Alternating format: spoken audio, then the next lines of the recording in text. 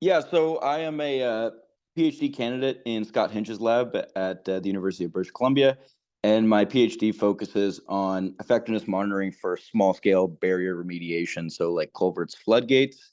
And what you can see in this picture is, oh, can you see? You can see my video. Yeah. Oh, there we go. Okay. Yeah. Perfect.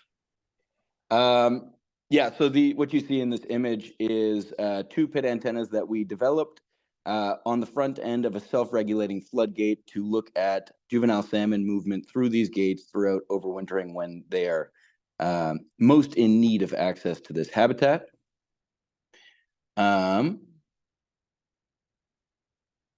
Okay, there you go. Just wanted to start by saying that this research initiative has been a humongous team effort.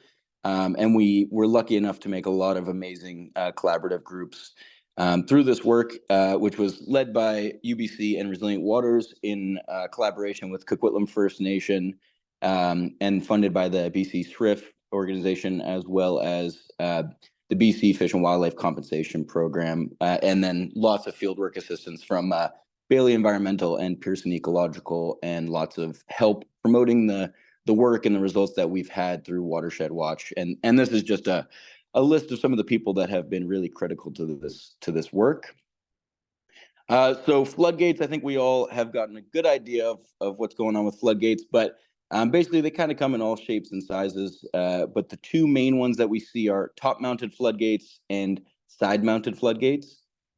With top-mounted floodgates typically being a bit harder for fish to pass through because it requires a much larger head difference on the upstream end to actually force the gate open and allow water out and potentially fish in. So as you can see, when you look at Vancouver and the Lower Fraser River, you can imagine why we have floodgates. A lot of this area that we live in would traditionally be floodplain habitat, which means that it would be inundated at one time or another during the year or during the day in tidally influenced areas. And the way that we combat this is with dikes and floodgates, with dikes being basically big walls that keep the tide water out, and floodgates are basically a means to convey water that builds up behind these gates into the river without allowing water from the river back to inundate those areas that are now protected. And this is just an animation of how a floodgate typically works. But as you can see on the river side on the right and the creek side on the left, when the river goes way down, either during low flow or during low flows in the year, it allows water that's built up on the creek side to force the gate open and potentially allow some fish in or out. And when the river comes back up, either during a rising tide or during a freshet, it pins the gate closed. But unfortunately, these gates remain closed a lot of the time. Their baseline is basically to be closed and allow water out when extremely safe. But as a result, they create a pretty static barrier to fish movement for much of the year. And this is what they look like, unfortunately. And that's probably the most wide open I've ever seen this particular top-mounted tide gate. Most of the time, if it opens at all, it's only by a couple of degrees, and the water flow that comes out of that structure at that time is likely a hydraulic barrier to juvenile salmon movement. So unfortunately, the designs that we used do not align with allowing for fish access. And the scale of the project, I don't have Lena's updated map, unfortunately, but this is just the scale of the floodgate problem in the Lower Fraser. So as you heard from Lena, about 186 flood control structures, of which a very, very vast majority are these top-mounted designs that are likely either complete or partial barriers to juvenile salmon movement. But most of the research that's been done on this particular matter has been either led by Mike Pearson or Dave Scott, or Seifert and Moore from SFU.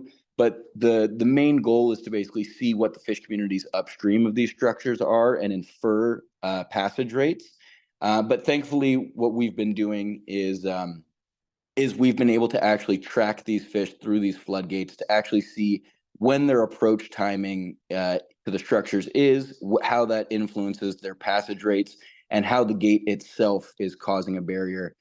So a bit more of an in-depth look at how these structures are influencing juvenile salmon access. And as has been mentioned, I mean, juvenile salmon need this off-channel habitat. In the wintertime in particular, I often say, have you ever tried swimming in the main stem of the Fraser River during the winter? And you can only do it once, basically. And so for these fish, it's a very similar feeling. They need to get into these slower moving habitats so that they can survive and grow throughout over winter, to grow to an appropriate size that allows them to survive later stages, including estuary residence. So really, really critical habitat. And one solution that we have, because a lot of these floodgates are, we've developed behind them, and now we can't just simply return the land to the floodplain in a lot of instances. And one workaround is basically this self-regulating floodgate. So the way that it works, and there's a couple of different actual designs to it, but the goal is that with either a hydraulic loop or a floaty, the gate is designed to stay open for longer on the incoming tide when juvenile salmon are likely to be approaching the structure, to allow for more water and fish into the system behind, to maintain those low temperatures and high DO levels, and allow for fish access. And the gate is designed to basically close at a set height on the upstream end, to basically prevent any sort of inundation or unwanted flooding, while maximizing the opportunity for fish to get in on an incoming tide. So a very cool design, but has not been really studied as far as effectiveness monitoring goes. And so that was the real goal of our study when working with Resilient Waters. And so just a quick overview, we set out to assess juvenile salmon passage success and efficiency through 3 different floodgate designs, using pit technology, which Scott showed a couple of pictures of. One of the gates is a self-regulated gate. It is one of 2 on the Lower Fraser River.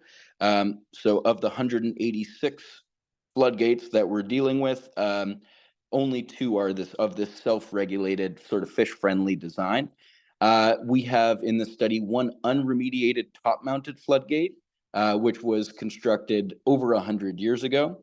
And we have 1 decommissioned floodgate, which we worked with the city of Coquitlam to basically chain open during winter to allow fish access, to maximize fish access through the remaining culvert, but remains open on all incoming tides during the winter. And the focus was on juvenile coho passage through these floodgates for overwintering. So looking at basically November until spring outmigration in around May.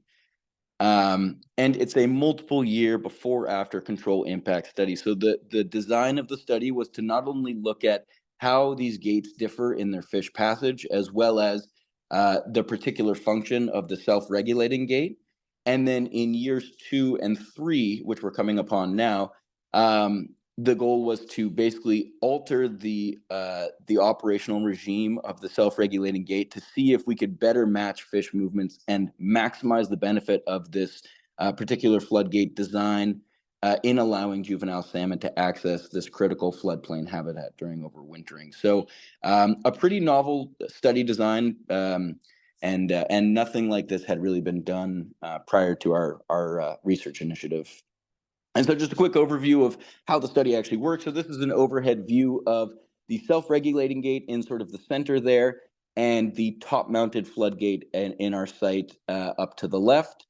And what we did was we basically had 2 pit antennas that we set on the upstream and downstream end of each of the floodgates. We released fish in batches on the downstream end of each of the floodgates. So we released them in groups of 50 at each site once a week for 10 weeks throughout overwintering, so we could look at how passage may shift or passage success may shift throughout overwintering. And then we allowed the fish to, after acclimating for an hour in the foreground of these tide gates, we allowed the fish to go free and see if they were able to access the floodplain habitat, or if they weren't, see if they moved around or what they did in the system. So we released 1,500 pit tag juvenile coho salmon, which were all sourced from the Griscolson Memorial Hatchery, which is just upstream near the Coquitlam Dam.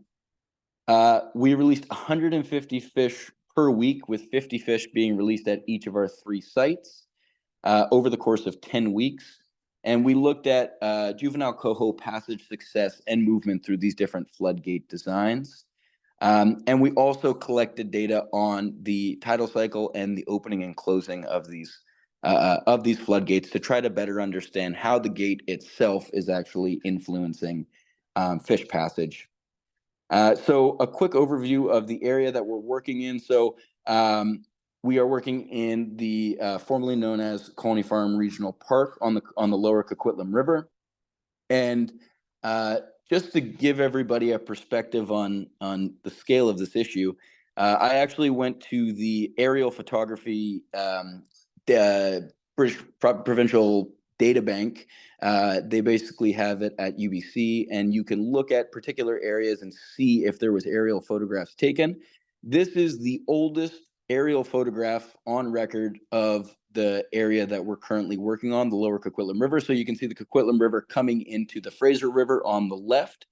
And as you can see, in 1934, the dikes were already up, the floodgates were already in, and the floodplain had been drained. So you can see remnants of tidally influenced creeks in those farm fields, but the rate of degradation that you see behind those dikes would suggest that these gates had already been in for 20 plus years at this point. So unfortunately, we don't have a single image of what the Coquitlam River should look like.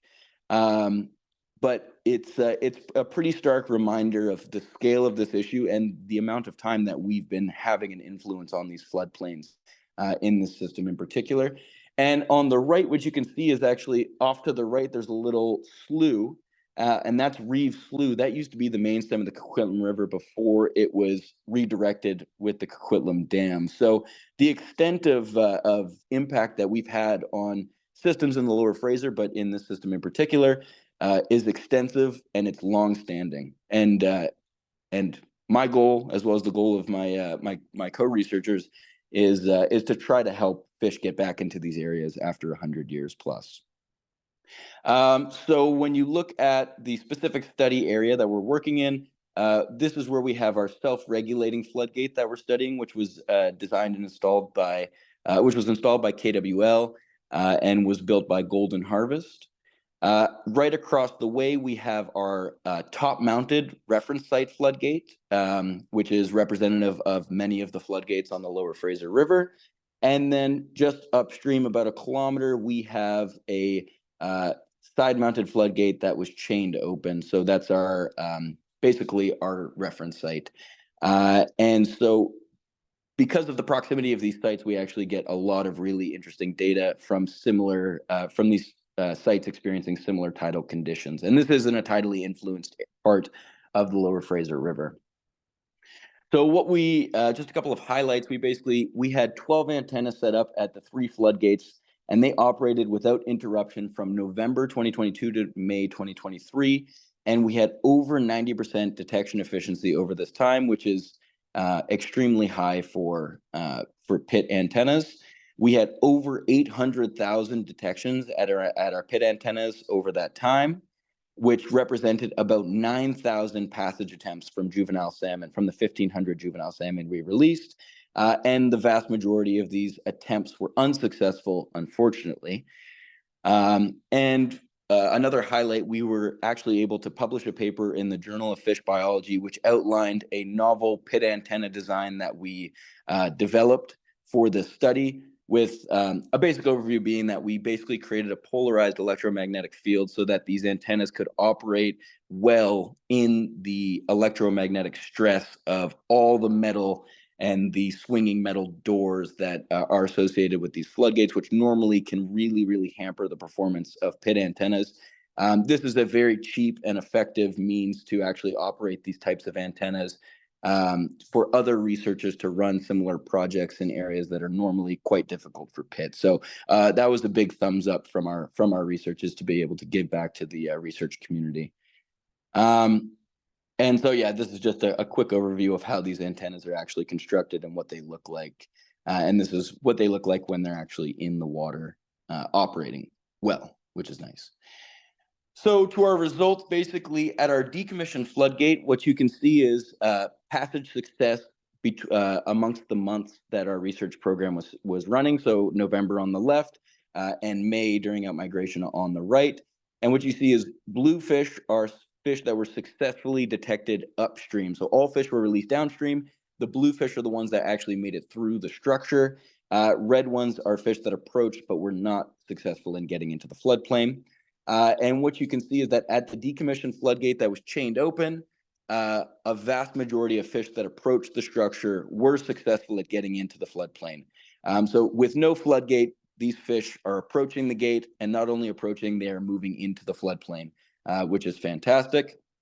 At the self-regulating gate, you can see that although, quite a few fish are successfully getting into this floodplain habitat, there is still a lot of fish that are not getting in.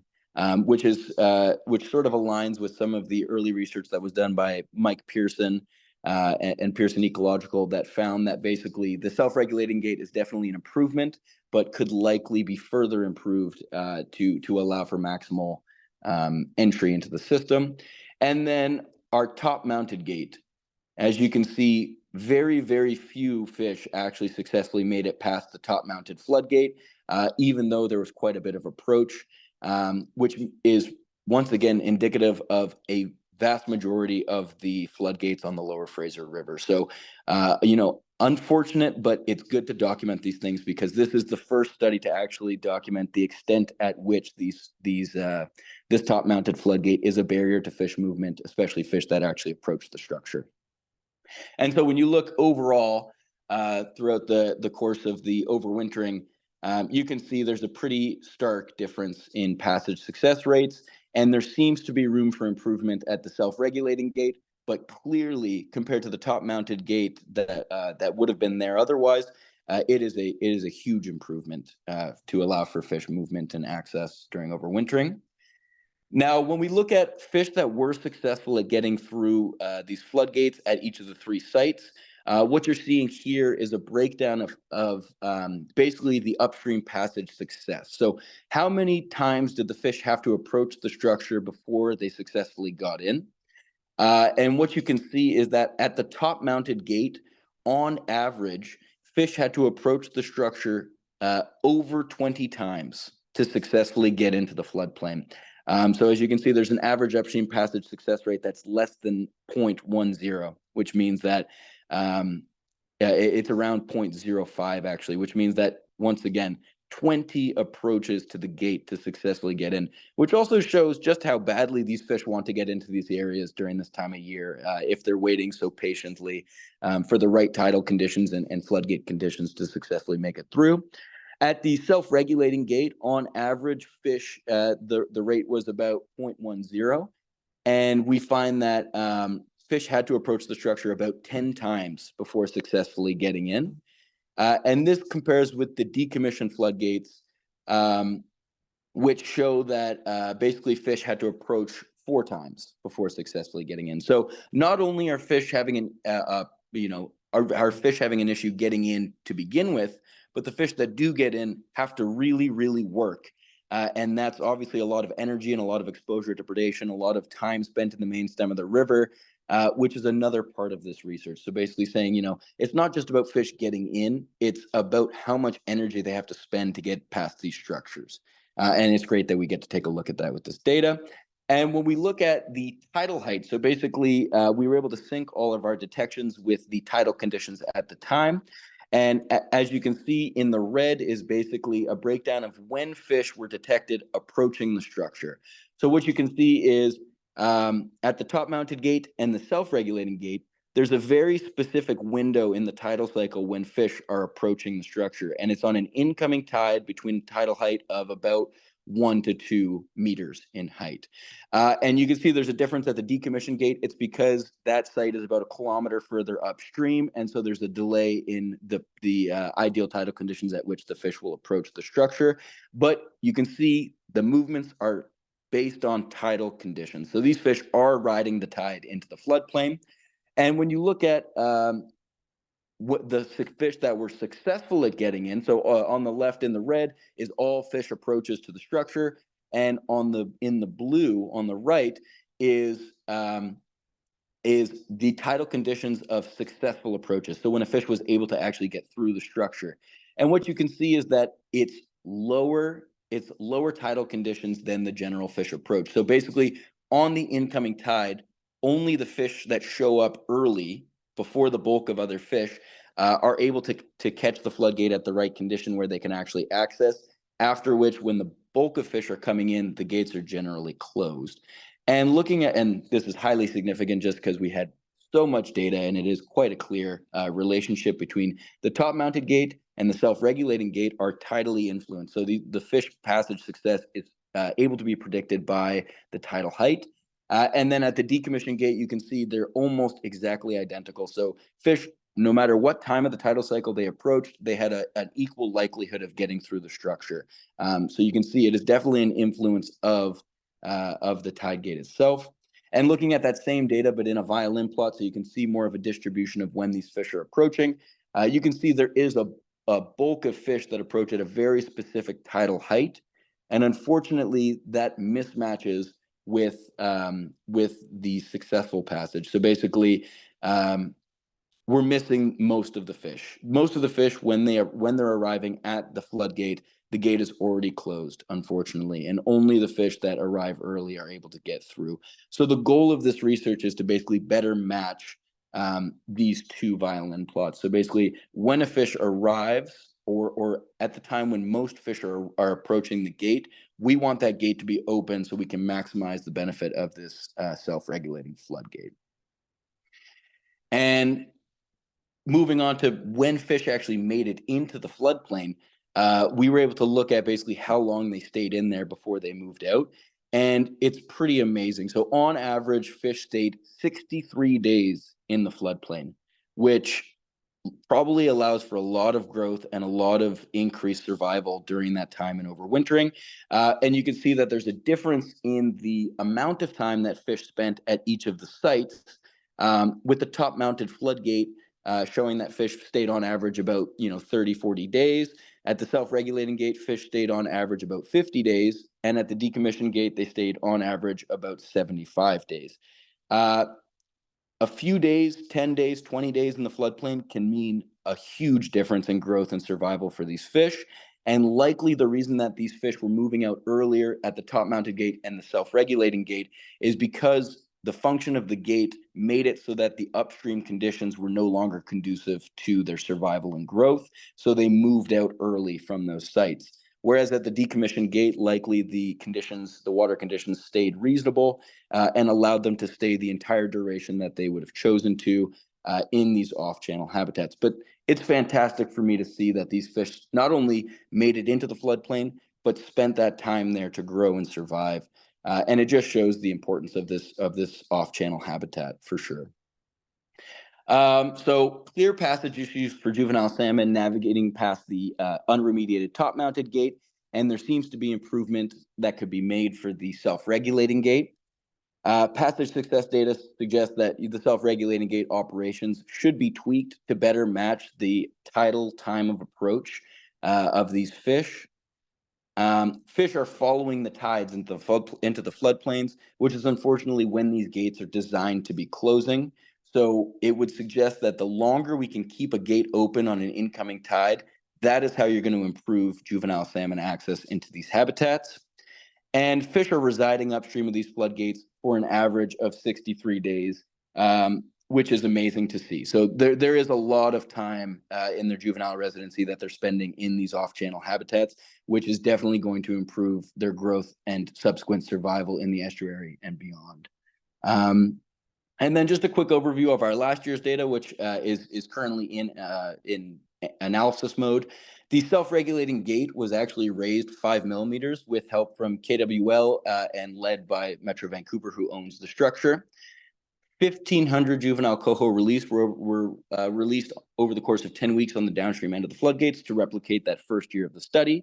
We also released 900 juvenile coho directly upstream of the floodgates, with 300 fish being released upstream of each site. And this is going to allow us to see a better example of overwintering time spent in the upstream area, as well as survival to outmigration, by having a more comparable analysis than we currently had, with only select fish getting in through some of the sites. We were also able to release fish in Reef Slough, which is that off-channel habitat that used to be the main stem of the Coquitlam River, and is currently only connected during freshet. And we were basically working with Kwikwetlem First Nation to see if we could use that area as juvenile rearing habitat, with the hopes that once it reconnects during freshet, those fish could move out. And we did see some movement out of that site, which I'll be happy to report on in a subsequent meeting. We also did weekly minnow trapping to compare fish community structure, but also look at growth of the juvenile coho through recapture. And we developed a mobile scanning system that you can drag behind a canoe to basically identify areas in the floodplain where these fish are spending time, which is a pretty understudied part of the system, is what are the actual habitat conditions and habitat features that are important for these juvenile salmon at this time of year. And once again, I just want to thank all the supporters and all of the groups that we were able to work with for this project. Couldn't have been done without them. And Coquitlam First Nation for providing guidance, as well as permission for us to do this important research on their land. And thank you, and I'll hand it back to Dan there. Thanks, Zach. Very cool to see all these results. Yeah, and while we've got this slide up, just an extra thanks to the funders for this project, the BC Salmon Restoration Innovation Fund, which is really funding almost all of the Resilient Waters activities, plus the Fish Wildlife Compensation Program,